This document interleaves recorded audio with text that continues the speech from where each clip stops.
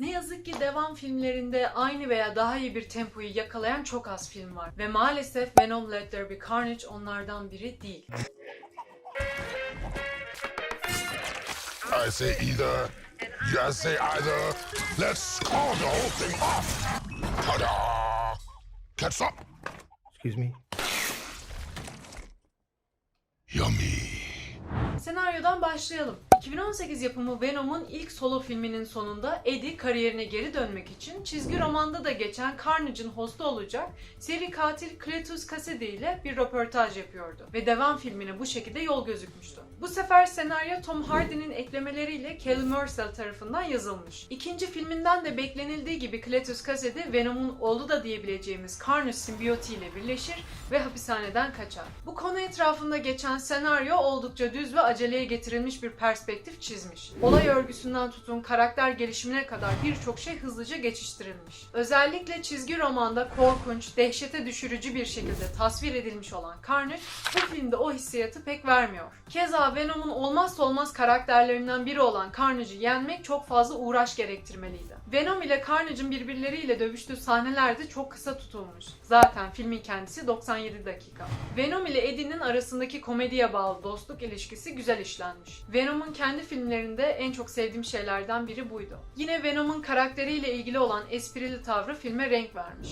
Eski filmde kilit rollerden biri olan Eddie'nin eski nişanlısı Ann'in bu filmde çok fazla köşeye itildiğini düşünüyorum. Sırf Eddie Ann'i kurtarsın diye koyulmuş bir karaktere dönüşmüş kendisi. Filmde geçen arka planda yeteri kadar bilgi sunulmayan Cletus denilen seri katilin gelişimi de oldukça yüzeyseldi. Kısaca Venom Let There Be Carnage'ın senaryosu Marvel'ın diğer filmleri gibi tutarlılığını koruyan bir yapım olmamış.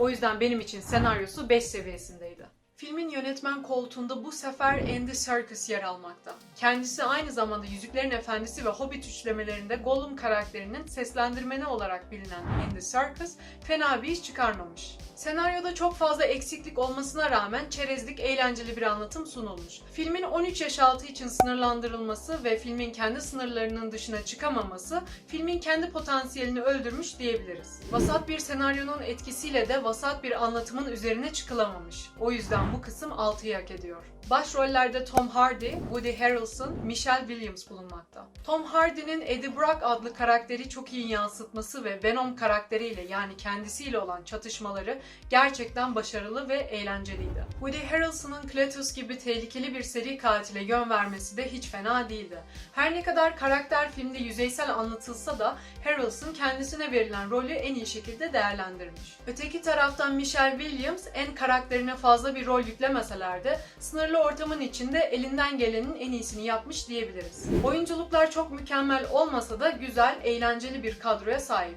Bu kısma 7 veriyorum. Bu filmin prodüksiyonunda en başarılı bölüm görsellik olsa gerek. Savaş sahneleri sınırlı tutulsa da animasyonlar oldukça akıcı ve tatmin ediciydi. Ben Carnage'ın tasarımını da beğendim. Tek eksik gördüğüm taraf daha şiddet dolu sahneler eklenebilirdi. Bu da dediğim gibi 13 yaş altı sınırlaması olduğu için aynı şekilde aksiyon sahnelerinde de sınırlamalara gidilmiş. Ve ne yazık ki bu da potansiyeli öldürmüş. Müziklerde rap tarzı gündelik modern müzikler değil de daha sinematik bir hava beklerdim. Müziklerin kötü olduğundan değil, ben sadece sinematik sözsüz müzikleri filmler için daha uygun buluyorum. Onun dışında en iyisi olmasa da aileyle izlemek için uygun müziklerle birlikte eğlenceli bir görsellik sunulmuş. Görsellik ve müzik bölümüne 7'yi uygun buluyorum. Totalde 6.25'lik bir film olan Venom Let There Be Carnage, Marvel evrenine ve Marvel filmlerine çok fazla yakışmayan bir yapım. Çok kolay unutulacak sıradan filmlerden biri kendisi. Bu ara son kapanış sahnesinden de bahsetmeden de geçmeyelim. Özellikle Eddie'nin ve Venom'un başka bir evrene ışınlandığı sahneden bahsediyorum. İkisi de başka bir evrene ışınlandıktan sonra Venom, J. Jonah Jameson'ın Spider-Man Far From Home filmindeki Spider-Man'i yani Peter Parker'ı televizyonda gerçek kimliğini herkese açıkladığını görüyor. Yani bu sahnede resmen sinematik evrenin bir parçası olan Venom, Spider-Man ile tekrar karşılaşacakmış gibi duruyor. Bu sahnenin filmin geri kalan kısımlarından daha çok beğenilmesi gerçekten filmin içler acısı bir durumda olduğunu gösteriyor. Bu kadar konuşmanın bu film için yeterli olduğunu düşünüyorum. Şimdi Marvel hayranlarının gözleri Spider-Man No Way Home'a çevrilmiş vaziyette. Venom'u bu filmin belirli bir kısmına yerleştirmeleri kaçınılmaz gibi duruyor. Bekleyip göreceğiz.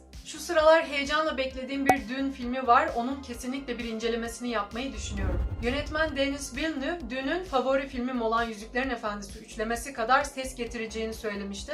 Çok büyük beklentilerim var. Umuyorum ki bu beklentilerimi karşılayacağım. All I ever wanted in this world is carnage.